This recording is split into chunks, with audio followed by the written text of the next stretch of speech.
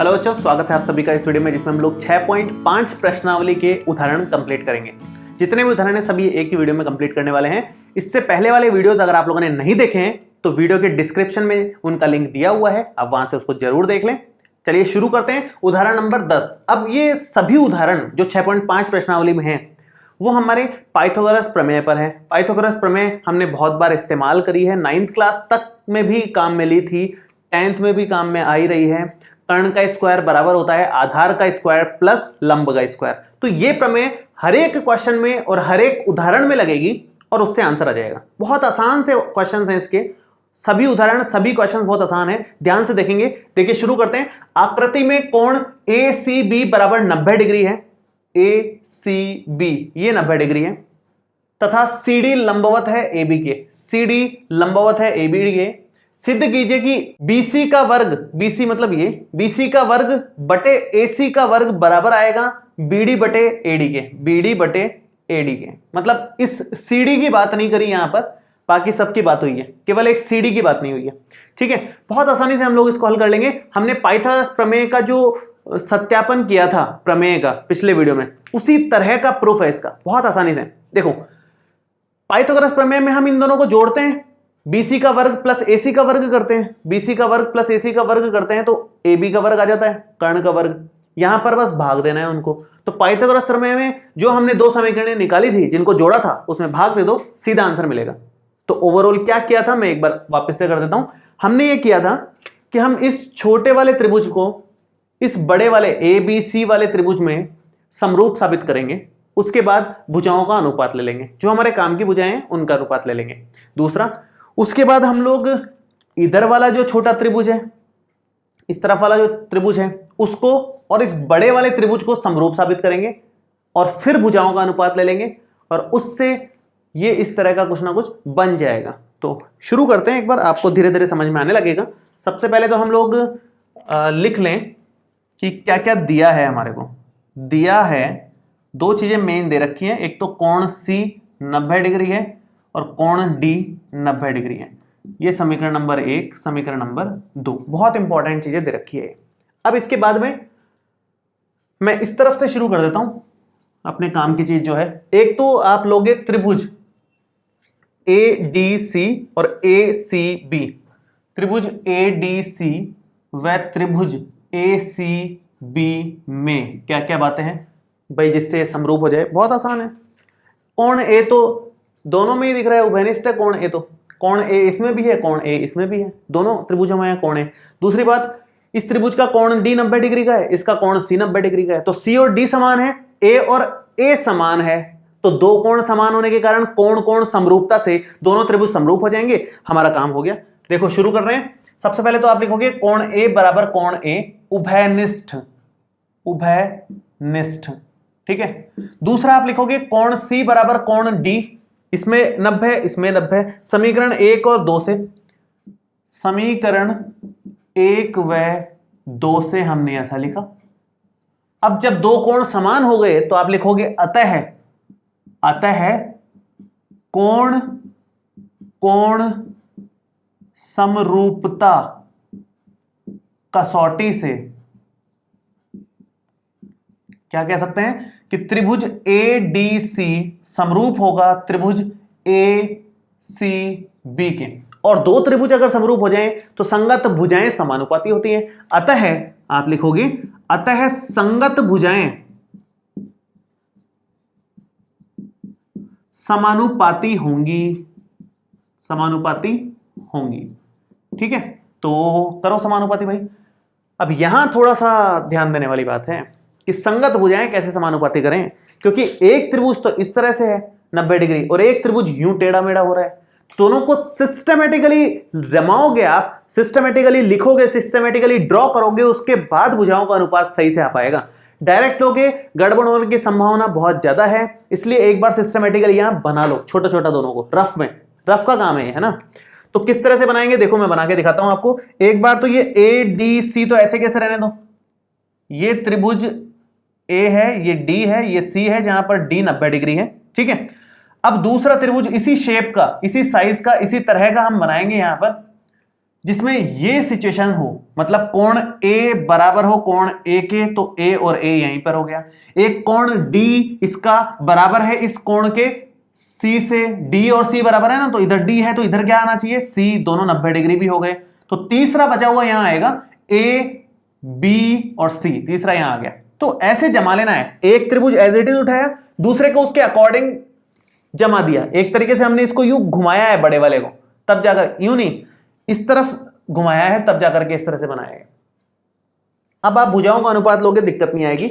एक यहां भुजाओं का अनुपात लेते समय ध्यान देना है कि हमें इस सीडी भुजा की आवश्यकता नहीं है, क्योंकि सीडी भुजा यहां कहीं आई नहीं रही है। हमने पहले भी डिस्कस किया है कि सीडी भुजा इसमें है ही नहीं, तो सीडी से संबंधित जो है वो मत लो, ये मत लो, तो इससे संगत इधर वाला भी मत लो। बची हुई दो ले लेंगे हम लोग। तो क्या क्या है बची हुई दो, AC बटे AB, AC बटे AB बराबर आएगी AD बटे AC के, AD बटे AC के। अब आप यहां पर वज्र गुणा कर दो, AC इधर आ जाएगा, तो AC गुणा AC, AC का वर्ग हो जाएगा, इधर AB गुणा AD आ जाएंगे। ये हमारी समीकरण नंबर 3 हो गई। 2 तक हमने यहां बना लेते। समीकरण 3 बड़े काम की आई है हमारे पास, इसका इस्तेमाल लेंगे हम लोग। उससे पहले एक और समीकरण 4 की आवश्यकता है, जो इस वाले त्रिभुज इधर वाला जो है और बड़े वाले त्रिभुज से समरूप होने से बनेगा। तो मैं लिखता हूं कि त्रिभुज BDC, मैं यहां लिखता हूं कि त्रिभुज BDC व त्रिभुज ACB में इनको समरूप करने के लिए वापस से दो कोण बहुत आसानी से आ जाएंगे। कैसे आएंगे, एक कोण तो ये देखो आप ध्यान से कॉमन है, बी कोण इस वाले त्रिभुज में भी है और बड़े वाले में भी है, तो कॉमन हो गया ये तो आप यहां लिखोगे कोण B बराबर कोण B उभयनिष्ठ। ये ब्रैकेट में आप लोग जरूर लिखा करें, है ना, ये बहुत जरूरी है एग्जाम में इस तरह से शो करना, अच्छा रिप्रेजेंटेशन माना जाता है। ब्रैकेट में जरूर लिखें जो भी उसका रीजन है। तो उभयनिष्ठ होने के कारण ऐसा बराबर लिखा है तो हमने लिखा। उसके बाद आप लिखोगे कोण D इसमें 90 डिग्री है और इसमें कोण C 90 डिग्री है, तो दोनों बराबर हो गए। तो आप लिखोगे कोण C बराबर कोण D, दोनों के दोनों 90 डिग्री है। कहां से लिखा हमने लिखा समीकरण 1 व 2 से, 1 व 2 से हमने लिख दिया, दोनों 90 डिग्री, दोनों बराबर हो गए। अतः सेम टू सेम पैटर्न, अतः कोण समरूपता कसौटी से हम ये कह सकते हैं कि त्रिभुज BDC समरूप होगा त्रिभुज ACB के। दोनों त्रिभुज समरूप हो गए, अतः संगत भुजाएं समानुपाती होंगी। तो यहां लिखोगे आप अतः संगत भुजाएं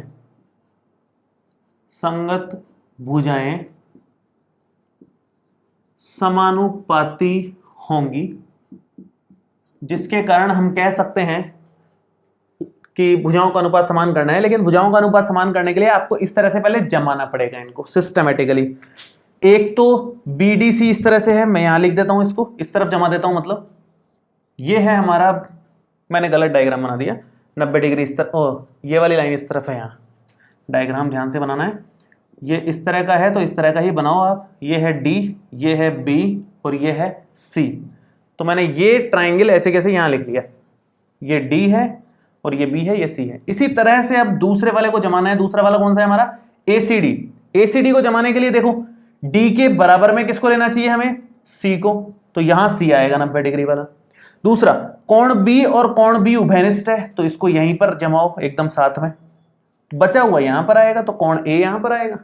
अब आप भुजाओं का अनुपात ले सकते हो, उसमें भी ध्यान रखना है कि ये CD भुजा नहीं लेनी है, क्योंकि ये हमारे कोई काम की नहीं है, यहां आई नहीं रही है CD, तो लेके क्या करेंगे उसको, तो CD मत लो। CD मतलब इस तरफ से तो ये मत लो और इस तरफ से ये मत लो, उसके संगत। अब बची हुई दो ले लो आप। बची हुई दो कौन सी है, एक तो इधर BC बटे AB बराबर होगा BD बटे BC के, वज्र गुणन कर लो, BC का स्क्वायर हो जाएगा इधर जाकर के, BC का वर्ग कर दिया, और ये AB गुणा BD हो जाएगा। समीकरण नंबर 4 आ गई। सेम टू सेम समीकरणें हमने पाइथागोरस प्रमेय में निकाली थी। एकदम सेम है, एक शब्द का फर्क नहीं है, एक लाइन का फर्क नहीं है। इसके बाद फर्क आएगा, उसमें बस दोनों को जोड़ा था, इसमें दोनों को भाग लगाना है, क्योंकि हमें भाग ही पूछा है, हमें भाग देने को ही बोला है, तो वही करना पड़ेगा। BC का वर्ग बटे AC का वर्ग है, इसलिए समीकरण 4 बटे समीकरण 3 करना पड़ेगा, ताकि वो BC का वर्ग ऊपर रहे। तो आप यहां लिखोगे कि समीकरण 4 बटे समीकरण 3 कितना आएगा, देखो BC का वर्ग, ये BC का वर्ग बटे इधर से AC का वर्ग बराबर आएगा, इधर तो है AB गुणा BD बटे AB गुणा AD, तो यहां से AB से AB कैंसिल आउट हो रहा है, जो बच रहा है वो हमारा आंसर है।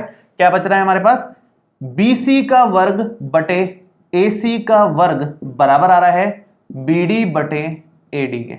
ये हमारा फाइनल आंसर है, जो लाना था वो आ गया।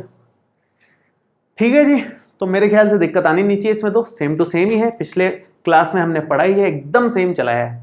चलिए आगे बढ़ते हैं उदाहरण नंबर 11 पे। 11वां उदाहरण कुछ ज्यादा ही आसान है, देखिए ध्यान से। एक सीढ़ी किसी दीवार पर इस प्रकार टिकी है कि इसका निचला सिरा दीवार से 2.5 मीटर की दूरी पर है तथा इसका ऊपरी सिरा भूमि से 6 मीटर की ऊंचाई पर बनी एक खिड़की तक पहुंचता है। सीढ़ी की लंबाई ज्ञात कीजिए। बहुत सिंपल है, मान लो ये दीवार है, ये हमारी दीवार है इस तरफ, ठीक है। इस दीवार से सीढ़ी लगा रखी है हमने, ये हमने सीढ़ी लगा रखी है दीवार से, ये इस तरह से सीढ़ी लगी हुई है, तो 90 डिग्री का कोण बनेगा, तो पाइथागोरस में लग सकती है, सीधी सी बात है। ये हमारी जमीन है, मतलब धरती पर है ये, और उस तरफ दीवार, इस तरह की परिस्थिति है। तो अब बात करें, इसने बोला कि इसका निचला सिरा मतलब ये वाला सिरा, दो सिरे हैं, ये निचला सिरा है, ये ऊपरी सिरा है। निचला सिरा दीवार से 2.5 मीटर की दूरी पर है, दीवार से 2.5 मीटर की दूरी पर है, ठीक है। और ऊपरी सिरा भूमि से 6 मीटर की ऊंचाई पर बनी एक खिड़की तक पहुंचता है। ये 6 मीटर ऊंचाई भूमि से है, यहां पर एक खिड़की है और वहीं तक ये सिरा पहुंचता है, तो ये हमने बना दिया, ठीक है, इतना बना दिया। हमें क्या बोला है, सीढ़ी की लंबाई ज्ञात करो। सीढ़ी की लंबाई बहुत सिंपल तरीके से निकाल लेंगे हम लोग, इसको मान लो A, इसको मान लो B, इसको मान लो C, तो सीढ़ी है AC, सही है, सीढ़ी है AC। मैं यहां लिख देता हूं कि ये सीढ़ी है हमारी, ये सीढ़ी है। तो शुरू करेंगे हम लोग। त्रिभुज ABC में कोण B बराबर 90 डिग्री, अतः पाइथागोरस प्रमेय से हम ये कह सकते हैं कि AC का वर्ग बराबर आएगा AB का वर्ग प्लस में BC का वर्ग, इसका वर्ग बराबर आएगा इसके और इसके वर्ग के योग के। तो AB का वर्ग मतलब 2.5 का वर्ग और BC का वर्ग मतलब 6 का वर्ग करोगे, 2.5 का वर्ग आएगा 6.25, 6 का वर्ग आएगा 36, 36 और 6 होता है 42, 42.25, ये AC का वर्ग आ रहा है, ठीक है। तो AC अगर इसका अंडर रूट निकालोगे आप 42.25 का, तो ये आ जाएगा 6.5 मीटर, 6.5 मीटर इसका आंसर आ गया। तो बहुत आसान क्वेश्चन है, इतना सा क्वेश्चन है, बस डायग्राम हमें क्वेश्चन पढ़ करके बनाना था, ये एक इसमें विशेष बात थी, बाकी सब बहुत आसान था इसमें। अगला उदाहरण देखते हैं 12वां। उदाहरण नंबर 12 की तरफ बढ़ते हैं। तो ये कह रहा है कि आकृति में AD लंबवत है BC के, ये बना भी रखा है। आप लंबवत जब भी बनाओ ना तो दोनों तरफ बनाया करो हमेशा। क्वेश्चन में तो एक तरफ दे रखा था, लेकिन आप बनाया करो दोनों तरफ, उससे थोड़ा सा बेटर अंडरस्टैंडिंग बनती है अपनी। सिद्ध कीजिए कि AB का वर्ग प्लस CD का वर्ग, AB का वर्ग प्लस CD का वर्ग बराबर आएगा BD का वर्ग मतलब ये, और AC का वर्ग मतलब ये। मतलब AD इस्तेमाल नहीं आ रहा है यहाँ कहीं भी, AD का यूज नहीं है यहाँ कहीं भी, ठीक है। AD के अलावा बाकी सब आ रहे हैं। अब हमें ये सिद्ध करना है। सिद्ध करने का तरीका बहुत सिंपल है, आपको हमेशा ये बात ध्यान रखनी है कि जहां भी और जितने भी 90 डिग्री वाले मतलब समकोण त्रिभुज आपको मिल जाएं, वहां पर आपको पाइथागोरस प्रमेय लगानी है। यहाँ कितने 90 डिग्री मतलब समकोण त्रिभुज दिख रहे हैं, यहाँ पर एक तो यहां दिख रहा है और एक यहां दिख रहा है, दोनों के दोनों 90 डिग्री एंगल है, दोनों त्रिभुजों में 90 डिग्री कोण है, तो दोनों त्रिभुज समकोण है। कौन कौन से, ADC और ADB दो समकोण त्रिभुज हैं यहां पर। अब दो समकोण त्रिभुज है तो 2 बार पाइथागोरस प्रमेय लगेगी, दोनों में एक एक बार, और उसके जो समीकरण बनेंगे उसकी मदद से हम यहां तक पहुंच पाएंगे। तो हमेशा ध्यान रखें, जितने भी 90 डिग्री आपको दिख रहे हैं कोण, उतने ही समकोण त्रिभुज बनेंगे, और उतने समकोण त्रिभुज बन रहे हैं तो उतनी पाइथागोरस प्रमेय लगा करके आप इक्वेशंस बना लो और उससे आगे सॉल्व करो। सभी क्वेश्चंस में ये बात ध्यान रखनी है, केवल इस क्वेश्चन की बात नहीं कर रहा मैं, आगे जितने भी उदाहरण आएंगे और जितने भी प्रश्न आएंगे 6.5 प्रश्नावली के, सभी में यही काम करना है। चलिए शुरू करते हैं। इसमें मैं सबसे पहले तो ये वाला ट्राइंगल ले लेता हूं, त्रिभुज ADB। त्रिभुज ADB में आप कह सकते हो कोण D बराबर 90 डिग्री है, कोण D बराबर 90 डिग्री है। अतः पाइथागोरस प्रमेय से आप ये कह सकते हो कि भाई देखो, जो 90 डिग्री की होता है उसके जस्ट सामने वाला कर्ण होता है। हमेशा ध्यान रखें, जिस पे 90 डिग्री बन रहा है उसके जस्ट सामने कर्ण है, तो कर्ण का वर्ग मतलब AB का वर्ग बराबर आएगा BD का वर्ग प्लस AD का वर्ग, BD का वर्ग प्लस में AD का वर्ग। समीकरण नंबर 1। सेम टू सेम समीकरण बना लो आप इस वाले में। ये दूसरा जो त्रिभुज दे रखा है, आप लिखोगे त्रिभुज ADC में, त्रिभुज ADC में कोण D बराबर 90 डिग्री। अतः पाइथागोरस प्रमेय से आप ये कह सकते हो, क्या कह सकते हैं, 90 के सामने वाला तो कर्ण होता है, तो कर्ण है AC, तो कर्ण का वर्ग बराबर आएगा आधार और लंब के वर्ग के जोड़ के, AD का वर्ग प्लस में CD का वर्ग, AD का वर्ग प्लस में CD का वर्ग। समीकरण नंबर 2। ये दो समीकरण आ गई, हमें इन दोनों का उपयोग करके यहां तक पहुंचना है। आप इसमें ध्यान से देखो, इसमें AD नहीं यूज आ रहा है, कहीं भी AD है, चारों में नहीं है AD। हमारे यहां समीकरणों में AD आ रहा है काम में, एक तो यहां दिख रहा है और एक यहां दिख रहा है। AD हमें नहीं चाहिए, तो नहीं चाहिए तो आप किसी एक से AD का मान निकाल करके दूसरे में रख दो, अपने आप वो बन जाएगा।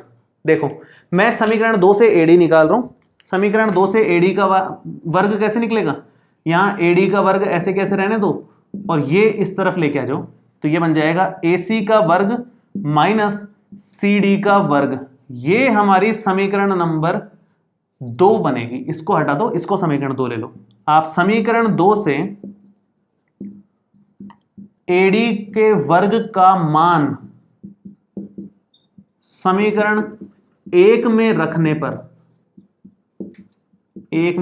क्या बनेगा, देखो यहां पर रखेंगे तो AB का वर्ग बराबर है BD का वर्ग प्लस में AD का वर्ग, मतलब ये पूरी चीज यहां पर ऐसे कैसे, तो AC का वर्ग माइनस CD का वर्ग। ये माइनस वाली जो चीज है इसको इधर ले लो भाई, क्या बनेगा ये, AB का वर्ग प्लस में CD का वर्ग बराबर आएगा BD का वर्ग प्लस में AC का वर्ग। ये हमारा फाइनल आंसर आ गया। ठीक है, अब देखो मैच करो, इधर मैच कर रहा है, इधर भी मैच कर रहा है, बहुत सिंपल सा था। पाइथागोरस प्रमेय के प्रश्न बहुत आसान है, जितने आपको समकोण त्रिभुज दिखे उतनी बार पाइथागोरस प्रमेय लगाओ, उन समीकरणों को आपस में एडजस्ट करो, आंसर आ जाएगा। चलिए अगला वाला देखते हैं, उदाहरण नंबर 13। देखिए एक अच्छा क्वेश्चन है काफी। BL और CM एक समकोण त्रिभुज ABC की माध्यिकाएं हैं तथा इस त्रिभुज का कोण A समकोण है। सिद्ध कीजिए कि ये समीकरण होगी। तो इसमें डायग्राम नहीं दे रखा, तो जब डायग्राम ना दे तो हमें थोड़ा ध्यान दे करके प्रश्न को 2-3 बार पढ़ करके डायग्राम बनाना चाहिए। सबसे पहली बात तो है कि त्रिभुज ABC बनाना है, समकोण त्रिभुज ABC है जिसका कोण कौन सा समकोण दे रखा है, A। ये एक इंपॉर्टेंट बात है, कोण A समकोण है, तो हम बना लेते हैं इस तरह का समकोण त्रिभुज। जैसे मान लो ये हमने बनाया, ये इधर आ गया और ये इस तरह से बन गया, तो ये हम A कर देते हैं समकोण, और ये B, और ये हो जाएगा यहाँ C। ये समकोण त्रिभुज हो गया। ठीक है, अब इसने क्या बोला, BL और CM समकोण त्रिभुज ABC की माध्यिकाएं हैं। BL L मतलब इसकी माध्यिका यहां से जाएगी, ये L बिंदु है, तो ये BL हो गया। CM मतलब M यहां इसका मध्य बिंदु हो जाएगा, तो ये आपका दूसरी माध्यिका हो गई। ठीक है, अब मध्य बिंदु है इसका मतलब ये और ये बराबर है। दूसरी बात, ये और ये आपस में बराबर है। ठीक है, अब आगे की कहानी, हमें 4 गुना BL का वर्ग, BL मतलब ये और CM मतलब ये, बराबर आना चाहिए 5 गुना BC का वर्ग। 5 गुना BC मतलब ये, तो ये और ये, इससे मतलब है, इधर की और इधर की वजह से कोई मतलब नहीं है फिलहाल। ये चल रहा है कहानी। अब शुरू करेंगे। शुरू करने के लिए सबसे पहले आप ये देखा करो कि कितने समकोण त्रिभुज बन रहे हैं। आप ध्यान से देखें तो एक तो AMC ये समकोण त्रिभुज बन रहा है। दूसरा ध्यान से देखें तो AL और B ये समकोण त्रिभुज बन रहा है। एक तो ये वाला, एक ये वाला और एक बड़ा वाला फुल ABC। 3 समकोण त्रिभुज दिख रहे हैं। तीनों में पाइथागोरस प्रमेय लगाओ, अपने आप आंसर आएगा, टेंशन की कोई बात नहीं है। शुरू कर रहे हैं। देखो सबसे पहले मैं स्टार्ट करूंगा इधर वाले से। देखो ACM यहां से शुरू कर रहा हूं मैं, तो ये बनेगा त्रिभुज ACM में। ऐसे लिखने का तरीका ये होता है सिस्टमेटिकली कि आप बताओ कि कौन सा कोण समकोण है। कोण A बराबर 90 डिग्री, अतः पाइथागोरस प्रमेय से आप ये कह सकते हो कि भाई 90 के सामने वाला कर्ण होता है, तो CM का वर्ग बराबर आएगा AC का वर्ग प्लस AM का वर्ग, AC का वर्ग प्लस AM का वर्ग। समीकरण नंबर 1। दूसरी बात, दूसरा त्रिभुज लेंगे हम ALB वाला, तो आप लिखोगे त्रिभुज ALB में, इसमें भी कोण A बराबर 90 डिग्री है, अतः पाइथागोरस प्रमेय से आप ये कह सकते हो कि इस वाले में देखो AL और B में BL का वर्ग बराबर आएगा AL का वर्ग प्लस AB का वर्ग, AL का वर्ग प्लस में AB का वर्ग। समीकरण नंबर 2। दूसरा समीकरण हो गया। तीसरा, बड़ा त्रिभुज ACB, त्रिभुज ACB में अगेन कोण A बराबर 90 डिग्री है, अतः पाइथागोरस प्रमेय से हम ये कह सकते हैं कि BC हमारा इस तरफ रहेगा, कर्ण है, और आधार और लंब AB का वर्ग प्लस AC का वर्ग, AB का वर्ग प्लस में AC का वर्ग। ये समीकरण नंबर 3 हो गई। तीनों समीकरण हमने निकाल ली। अब आप इसको देखो, जो प्रूव करना है, जो सिद्ध करना है, शांति से। हमें इसमें BL, CM और BC बचाना है। मतलब हमें BC बचाना है, BL बचाना है, CM बचाना है, बाकी कुछ नहीं बचाना है, बाकी सब हटाना है, कोई दिक्कत नहीं है, बाकी सब अपने आप हट जाएंगे। आपको ये लाने के लिए देखा जाए तो इन दोनों को जोड़ रहे हैं यहाँ पर, तो हम एक काम करते हैं, हम समीकरण 1 और 2 को जोड़ देते हैं, तो इसका और इसका टोटल हमें मिल जाएगा, जिसकी हमें जरूरत पड़ेगी यहाँ पर सिद्ध करने के लिए। तो अपने आप सिद्ध होता जाएगा धीरे धीरे। हम एक काम कर रहे हैं, इनको जोड़ रहे हैं, तो समीकरण 1 प्लस समीकरण नंबर 2 कर रहे हैं। तो मैं इस तरफ कर देता हूं इसको, समीकरण 1 प्लस समीकरण 2। समीकरण 1 और 2 को जोड़ेंगे तो BL का वर्ग प्लस CM का वर्ग उस तरफ आएगा। देखो AC का वर्ग, पहले इधर लिख लेता हूं, AL का वर्ग प्लस AB का वर्ग प्लस में AC का वर्ग और AM का वर्ग, AC का वर्ग और AM का वर्ग। ये हमने निकाल लिया। अब देखें आगे देखो, AB का वर्ग प्लस AC का वर्ग किसके बराबर है? BC के वर्ग के। तो AB का वर्ग और AC का वर्ग तो हम BC के बराबर लिख सकते हैं अभी भी। इसका मान यहां से, इसका मान क्या है? BC का वर्ग है। समीकरण नंबर 3 से हम कह सकते हैं इसको BC का वर्ग कह सकते हैं। तो ये तो हमारा सॉल्व हो जाएगा। तो सॉल्व करेंगे, लेकिन उससे पहले एक और काम कर लेते हैं, जल्दी हो जाएगा उससे हमारा काम। देखो एक और काम क्या है, AL का वर्ग। AL देखो क्या है, AL अगर आप यहां से देखो तो ये और ये बराबर है ना, ये दोनों बराबर है। इसका मतलब AL क्या है? AC का आधा ही तो है AL। ये दोनों बराबर हैं, इसका मतलब AL जो है वो इस बड़ी भुजा AC का आधा कर रखा है। तो आप यहां लिख सकते हो कि AL बराबर AC बटा 2 है, और साथ में उधर जरूरत पड़ेगी AM की, लास्ट में AM आप नोटिस करो, AM AB का आधा है, AB टोटल थी उसकी आधी कर दी तो AM हो गई, आधा आधा बराबर दोनों। तो AM को आप क्या लिख सकते हो, AM बराबर है AB का आधा, AB बटे 2। ये दो समीकरण हमारे काम की है। ये समीकरण नंबर 4 मान लो एक बार के लिए, 5 मान लो, और इनका इस्तेमाल कर लो। आप चाहो तो स्टार्टिंग में बना देना इन समीकरणों को, पहला और दूसरा नंबर दे देना, इनको आगे के दे देना, या 4 5 दे दो, जो आपको ठीक लगे, इसका उपयोग कर लो बस वहां पर। AL की वैल्यू आप रखोगे यहां AC बटे 2, तो AC बटे 2 वर्ग प्लस में AB का वर्ग, AC का वर्ग चल रहा है, और AM का वर्ग मतलब AB बटे 2 का वर्ग, AB बटे 2 का वर्ग आप लिखोगे यहां पर। तो क्या बनेगा फाइनल हमारे पास आएगा, ये जगह की थोड़ी शॉर्टेज है तो मैं थोड़ा सा इस तरफ से करता हूं इसको। तो ये फाइनली हमारे पास आ रहा है BL का वर्ग प्लस CM का वर्ग बराबर, देखो ये AC का वर्ग बटे 4 और ये AB का वर्ग प्लस में AC का वर्ग प्लस में AB का वर्ग बटे 2 का वर्ग मतलब 4। एलसीएम ले लो आप, एलसीएम लोगे तो काम हो जाएगा हमारे यहां पर। एलसीएम लोगे 4 एलसीएम में आ रहा है, 4 एलसीएम में आएगा तो AC का वर्ग प्लस में 4 गुना AB का वर्ग प्लस में 4 गुना AC का वर्ग प्लस में, और ये 4 से 4 कट जाएगा सिंपल में AB का वर्ग। तो क्या बनेगा फाइनल ये बन रहा है कि 4 बार तो AB का वर्ग है और 1 बार AB का वर्ग है, मतलब 5 बार हमारा AB का वर्ग दिख रहा है साफ साफ, और AC वर्ग और 4 बार AC का वर्ग, तो 5 बार AC का वर्ग दिख रहा है, और नीचे हमारे पास 4 दिख रहा है। 5 अगर आप ऊपर से कॉमन ले लोगे तो ये आ जाएगा AB का वर्ग प्लस में AC का वर्ग, और नीचे हमारा चल रहा है 4, और यहां पर ये जो भी चल रहा है वो एज इट इज चल रहा है। मैं इधर लिख देता हूं डायरेक्ट, BL का वर्ग प्लस में CM का वर्ग, ये ऊपर से चल रहा है कंटिन्यू, ठीक है।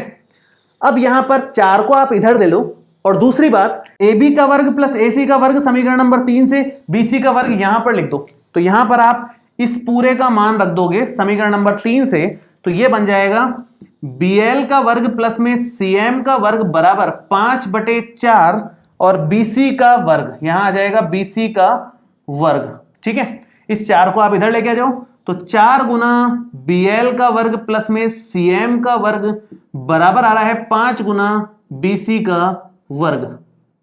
तो ये हमने फाइनली आंसर निकाल लिया। देखो यहां पर ये चीज लेके आनी थी। हमने क्या किया है, हमने इन 3 समीकरणों का इस्तेमाल किया।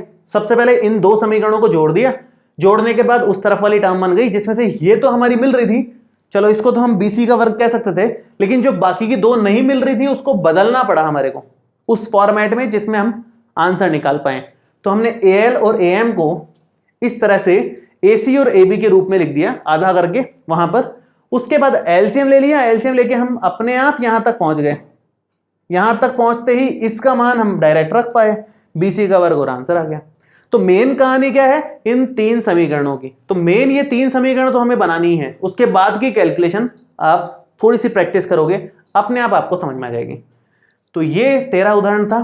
14वां और लास्ट उदाहरण है, देखिए उदाहरण नंबर 14 काफी अच्छा उदाहरण है। इसमें एक छोटी सी खास बात है, बस रचना करनी होगी हमारे को इसमें। इसने बोला है आयत ABCD के अंदर स्थित O कोई बिंदु है, कोई भी रैंडम बिंदु हो सकता है, यहाँ हो सकता है, यहाँ भी हो सकता है, यहाँ भी हो सकता है, कहीं भी हो सकता है। वैसे तो उसने डायग्राम दिया है, लेकिन नहीं भी दे तो कहीं भी एक जगह स्थित हो सकता है वो। OB का वर्ग प्लस OD का वर्ग, ये स्क्वायर बराबर होगा ये स्क्वायर प्लस ये स्क्वायर के। ये हमें साबित करना है। साबित करने के लिए पाइथागोरस प्रमेय लगाने की कहीं कोई जगह ही नहीं दिख रही। यहाँ पर कोई 90 डिग्री कोण यहाँ पर दिख नहीं रहा है। किसी त्रिभुज में, चतुर्भुज में दिख रहे हैं ये ABCD 90 डिग्री, लेकिन किसी त्रिभुज में 90 डिग्री कोण नहीं दिख रहा है यहाँ पर। तो ऐसे केस में क्या करें, हमें बनाना पड़ेगा 90 डिग्री कोण। आप एक काम करो, ये जो BC है इसके समांतर यहाँ O से जाती हुई एक लाइन खींच दो। ये अपने को रचना करनी पड़ेगी और कोई उपाय नहीं है इसका। ये है P, ये है Q, हमने इसके समांतर ले लिया। ये दोनों तो समांतर है ही क्योंकि आयत दे रखा है, सब 90 डिग्री है, तो ये समांतर हो गया। अब कोई दिक्कत नहीं है। अब ये कोण 90 डिग्री हो गया इस वाले त्रिभुज के लिए, ये कोण 90 डिग्री हो गया इस वाले त्रिभुज के लिए, ये कोण 90 डिग्री हो गया इस वाले त्रिभुज के लिए, और ये नीचे वाला कोण 90 डिग्री हो गया इस वाले त्रिभुज के लिए। तो 4 त्रिभुज हमारे पास तैयार हैं अब 90 डिग्री वाले, और उन चारों में ही OA, OB, OC और OD हमें मिल रहा है, तो हमें कोई दिक्कत की बात नहीं है, मतलब आ भी जाएगा आंसर, सही चल रहा है मतलब अपन। तो आपको बस यहां लिखना पड़ेगा रचना में कि भाई O से जाती हुई BC के समांतर रेखा PQ खींची है हमने, बस इतना काम किया है। ठीक है, अब आप लिख सकते हो कि कोण P बराबर 90 डिग्री, यहां कोण P बराबर 90 डिग्री तथा कोण Q बराबर 90 डिग्री होगा। अतः यहां कोण P बराबर 90 और कोण Q बराबर 90 डिग्री होगा, दोनों कोण 90-90 डिग्री के। तो अब आप शुरू करेंगे आगे का काम, यहां से शुरू करते हैं। सबसे पहले तो आप इस वाले त्रिभुज को लो, त्रिभुज APO। तो त्रिभुज APO में कोण P बराबर 90 डिग्री, अतः पाइथागोरस प्रमेय से आप ये कह सकते हो कि भाई OA का वर्ग बराबर है AP का वर्ग प्लस OP का वर्ग, समीकरण नंबर 1। आगे बढ़ते हैं, त्रिभुज OPB में कोण P बराबर 90 डिग्री, अतः पाइथागोरस प्रमेय से आप फिर से लिख सकते हो OB का वर्ग बराबर आएगा PB का वर्ग प्लस OP का वर्ग, या BP का वर्ग प्लस में OP का वर्ग, समीकरण नंबर 2। ठीक है, अब आगे इधर त्रिभुज OQD में कोण Q आपका 90 डिग्री है, तो पाइथागोरस प्रमेय लगा देते हैं। ये मैं लिख नहीं रहा हूं बार बार लाइन, अब प्रमेय ये है OD का वर्ग बराबर होगा OQ का वर्ग प्लस में QD का वर्ग, समीकरण नंबर 3। ठीक है, आगे है त्रिभुज OQC में कोण Q बराबर 90 डिग्री है, अतः पाइथागोरस प्रमेय से OC का वर्ग बराबर आएगा OQ का वर्ग प्लस QC का वर्ग, OQ का वर्ग प्लस QC का वर्ग, समीकरण नंबर 4। ठीक है, ये चारों समीकरणें हमने निकाल ली हैं। हमें किसकी आवश्यकता है? चारों की आवश्यकता है, लेकिन पहले क्या अप्लाई करना पड़ेगा? देखो, हमें OB का वर्ग प्लस OD का वर्ग चाहिए एक साथ, तो इसका मतलब हमें इसको OB का वर्ग इन दो से मिलेगा। हमें समीकरण 2 और 3 को जोड़ देंगे तो लेफ्ट साइड अपने आप आ जाएगी, राइट हम बना लेंगे अपने आप उससे। तो मैं काम कर रहा हूं समीकरण 2 प्लस समीकरण नंबर 3 कर रहा हूं, उससे हम आगे बढ़ेंगे धीरे धीरे। तो आप यहां लिखोगे कि समीकरण नंबर 2 प्लस समीकरण नंबर 3 से हमें मिलेगा, क्या मिलेगा?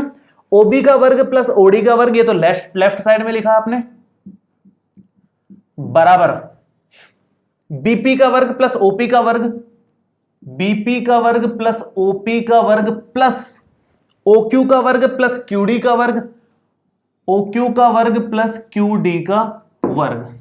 ठीक है, अब आगे देखो, हमें लेके आना है OA का वर्ग और OC का वर्ग। OA का वर्ग लाने के लिए हमें किस किस चीज की जरूरत पड़ती है? एक तो OP का वर्ग चाहिए जो कि है, एक हमें AP का वर्ग चाहिए जो कि नहीं है। लेकिन अगर AP का वर्ग आपको नहीं भी मिल रहा है तो ज्यादा टेंशन वाली बात नहीं है। AP के वर्ग की जगह अगर आपको DQ का वर्ग मिल रहा है तो भी बात बराबर है, क्योंकि ये और ये समान है, क्योंकि तीनों भुजाएं समांतर हैं, तो ऊपर भी आयत बन रहा है, नीचे भी आयत बन रहा है। हमने इस तरह की रचना करी है जिससे अपना AP बराबर हो जाएगा QD के। तो यहां पर आप लिखोगे AP बराबर होगा QD के, एक तो ये हम ले लें, तो AP और QD बराबर हो जाएंगे।